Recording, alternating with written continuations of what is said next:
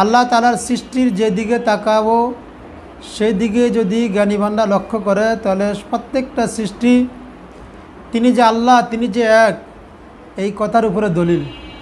মহান আল্লাহ তাআলা সূরাতুল বাকারার 163 নং আয়াতে বলেন, ওয়া ইলাহুকুম ইলাহুম ওয়াহিদ, যে তোমাদের মাবুদ একমাত্র মাবুদ, তোমাদের ইলাহ একমাত্র ইলাহ, ইবাদতের উপযুক্ত একমাত্র আল্লাহ, তিনি ইলাহ। এমনিভাবে সমস্ত ক্ষমতার মালিকও একমাত্র আল্লাহ, অর্থাৎ তিনি ছাড়া আর অদ্বিতীয় কেউ নাই, তিনার সমকক্ষ কেউ নাই, তিনি ছাড়া জীবনদাতা কেউ নাই, মৃত্যুদাতাও কেউ নাই। তা আল্লাহ তাআলা বলেন, ওয়া ইলাহুকুম ইলাহুম ওয়াহিদ, তোমাদের মাবুদ একমাত্র মাবুদ। এই কথা বলার দ্বারা যারা অমুসলিম, ইহুদি, খ্রিস্টান বা অগ্নিপূজক, বিভিন্ন পূজারী, তাদের সমস্ত মতবাদকে প্রত্যাখ্যান করা হয়েছে। কারণ নাসারারা, খ্রিস্টানরাও তারা আল্লাহর সমকক্ষ স্থির করে, ঈসা আলাইহিস সালামকে মনে করে যে আল্লাহর পুত্র, নাউজুবিল্লাহি মিন যালিক। আর অনেকে অসংখ্য দেবতা নিজের হাতে নিজেরা বানায়া সেগুলোকে তাদের মাবুদ হিসাবে তাদের পূজা করে। তাহলে এগুলো কি মাবুদ?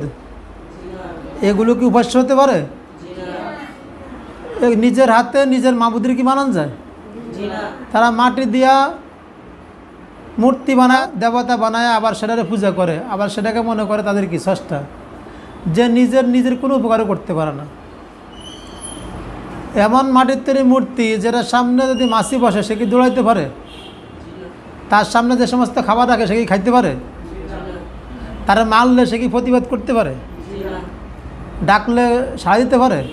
কিছুই না। তাহলে পৃথিবীর মধ্যে আল্লাহ ছাড়া যারা অন্য কিছুকে মাবুদ বানায় বা মাবুদ হিসাবে স্বীকৃতি দিচ্ছে, তাদের পূজা করতেছে, আল্লাহ তাআলা বলেন না, মাবুদ মাত্র, ইলাহ মাত্র একজন, তিনি কে? আল্লাহ, তিনি হলেন আল্লাহ।